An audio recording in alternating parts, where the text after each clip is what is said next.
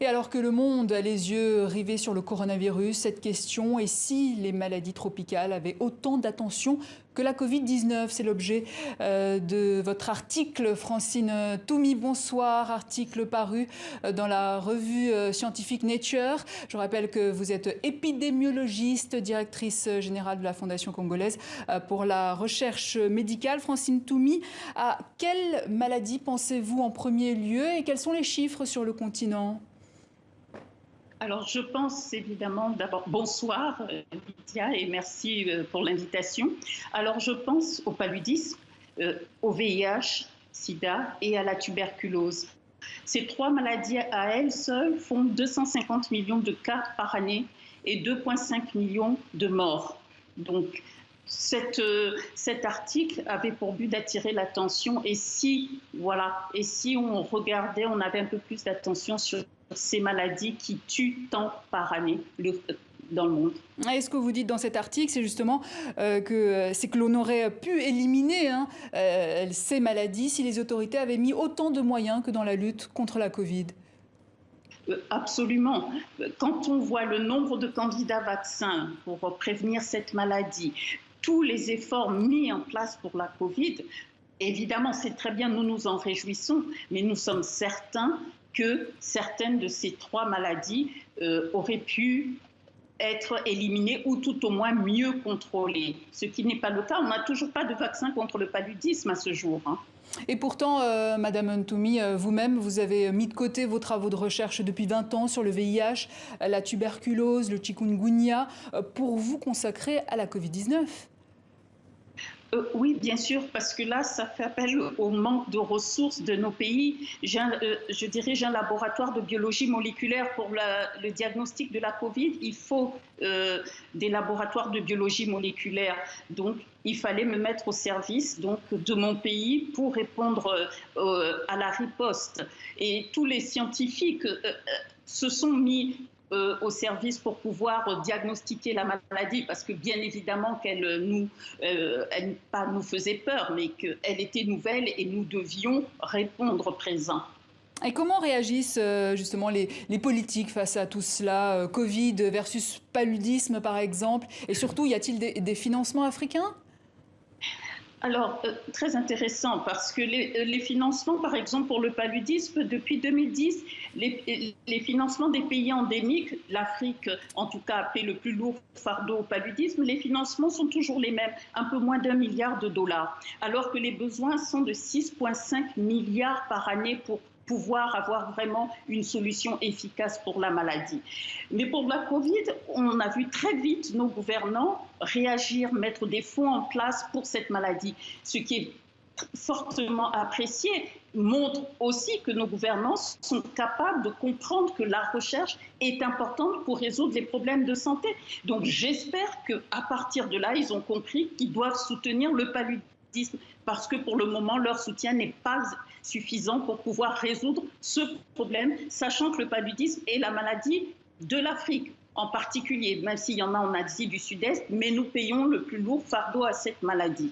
Et dans la même veine, est-ce qu'aujourd'hui, vous avez le sentiment que les politiques africains soutiennent suffisamment les scientifiques africains ? Non, parce que depuis la déclaration d'Abuja de l'Union européenne en 2007, ils étaient supposés mettre 1% du produit intérieur brut pour la recherche. Ce n'est pas le cas. Et là, toutes ces épidémies, il y a eu épidémie d'Ebola en Afrique de l'Ouest, au Congo démocratique et d'autres épidémies, cela n'a toujours pas permis de faire réagir et de se rendre compte qu'il est important qu'il y ait un minimum de recherche menée par les scientifiques locaux. On ne peut pas attendre des parachutages de scientifiques européens ou américains pour venir résoudre nos problèmes. Il faut que nous soyons au charbon, mais cela tous les jours. Donc, ils doivent prendre conscience. Et j'espère que la Covid est une opportunité pour leur faire comprendre qu'ils doivent vraiment mettre les moyens. Un mot peut-être sur cette actualité, justement, le vaccin AstraZeneca, que l'Afrique du Sud a refusé pour miser plutôt sur Johnson & Johnson. Vous en pensez quoi ? Alors, je trouve que c'est très bien et je m'en réjouis. Vous savez pourquoi?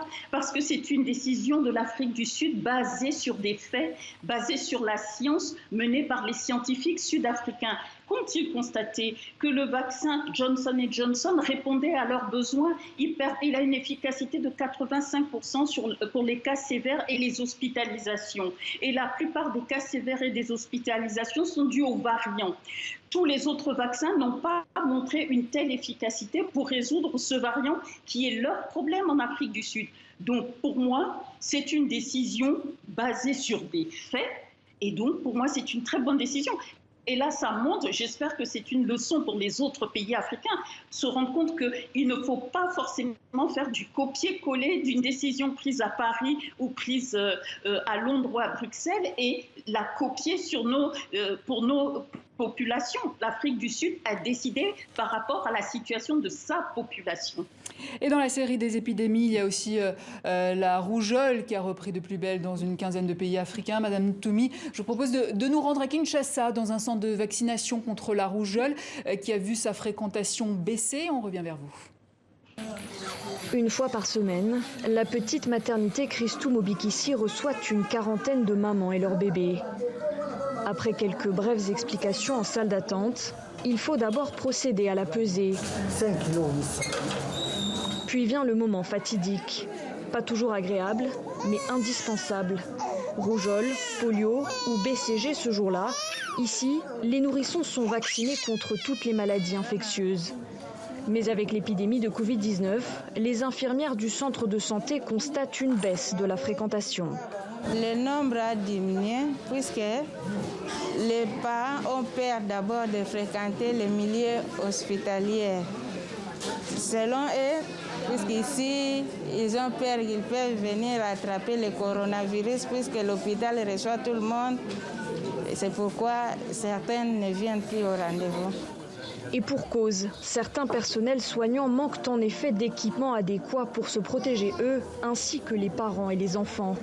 Selon l'UNICEF, sur les 2 premiers mois de l'année, le taux de vaccination a diminué de 2 à 10% en RDC par rapport à la même période en 2019. Une situation qui préoccupe profondément ce pédiatre.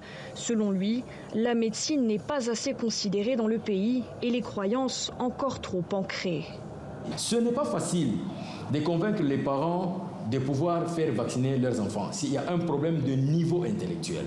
Vous imaginez lorsque certaines églises dites de noirs disent que tout ce que les blancs font, c'est pour éliminer la race noire. Et en matière de religion, il n'y a pas de calcul. Les gens y croient ou ils n'y croient pas. Une baisse du taux de vaccination qui fait désormais craindre une résurgence des maladies mortelles dans le pays, telles que la polio, la rougeole ou la fièvre jaune. Voilà, on l'a entendu, manque de moyens, idées reçues, vaccins pour éliminer la race noire et depuis 1 an, peur d'attraper le corona en milieu hospitalier. Autant de freins pour lutter contre les autres maladies et visiblement qui viennent de la population elle-même. Comment gérer cette situation, Madame Toumi? Alors en ayant une très bonne communication et en se faisant aider par les sociologues locaux qui connaissent très bien comment parler à la population, quels sont les mots à utiliser et quels sont ceux qu'il ne faut pas utiliser. Malheureusement, souvent les sociologues locaux sont mis de côté et les ripostes sont faites sans eux. Voilà. Un dernier mot peut-être, Madame Toumi, sur la résurgence d'Ebola dans l'est de la RDC. Il y a 3 jours, une femme est décédée de la maladie, alors que le pays avait annoncé il y a 3 mois la fin de l'épidémie précédente. Est-ce qu'aujourd'hui, l'Afrique centrale serait prête à la riposte si éventuellement épidémie il y a ? L'Afrique centrale, vous savez, est une zone où ces épidémies, malheureusement, sont récurrentes. Et je pense qu'à chaque épidémie, nous apprenons à mieux nous organiser et à mieux réagir. Mais encore une fois, il faut continuer les infrastructures des laboratoires et des personnels qualifiés, capables d'identifier très vite l'apparition de ce virus et des autres virus qui apparaîtront. Donc, ça veut dire que c'est une lutte au quotidien. Ebola, finalement, c'est pas que lorsqu'on le voit, on voit un malade, mais c'est au quotidien. Tant qu'on aura, la recherche n'aura pas mis le doigt sur le réservoir, eh ben, ce seront des épidémies récurrentes au travail et il faut que nos gouvernants nous donnent les moyens de pouvoir répondre aux questions Ebola et d'autres infections et d'autres épidémies présentes ou à venir. Francine Toumi, merci. Je rappelle que vous êtes épidémiologiste, directrice générale de la Fondation congolaise pour la recherche médicale.